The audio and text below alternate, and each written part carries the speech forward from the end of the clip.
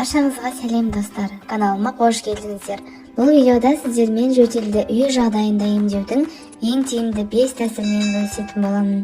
Ал жөтел туралы толық ақпарат жоғарыдағы сілтемеден көрсеңіздер болады. Видеоны соңына дейін көріп, өздеріңізге ұнаған тәсілді қолданып көріңіздер. Ем болсын, ауырмаңыздар. Бірінші тәсіл сүт пен бал. Сүтті қайнатып, шамалы суылғаннан кейін бал қосып ішу жұтқыншақты жұмсартып, жағымды әсер береді.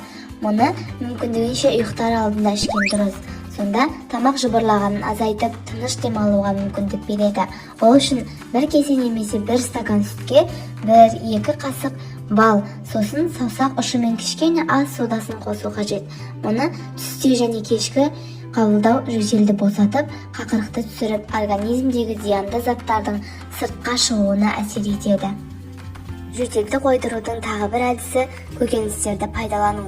Ол үшін бір картоп, бір алма және бір пиязды суға салып қайнату қажет. Бұл ретте картоп пен алманы сол күйінде, ал пиязды ашып салған дұрыс.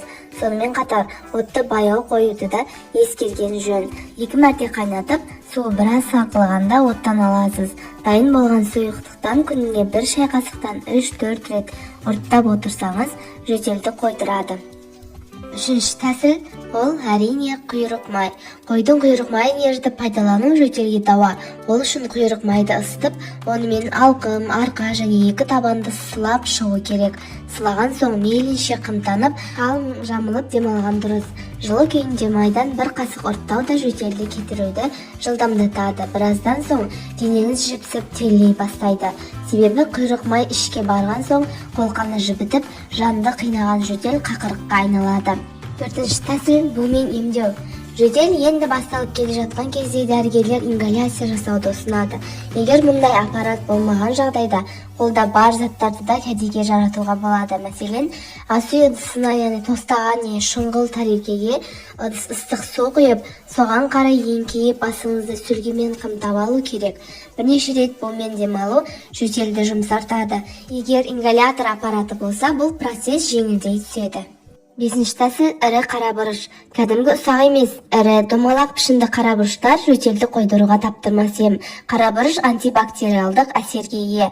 Оның 2-3 данасын ауызға салып шайнау керек. Егер 3 күн қатарынан үзбей, күн сайын 1 мәртеден қолдансаңыз, жөтеліңіз қайта бастайды. Қарабұрыш кеңірдекті емдеп, тыныс жолдарын ашып, жөтелуге мәжбүр етіп тұрған бактерияларды жояды.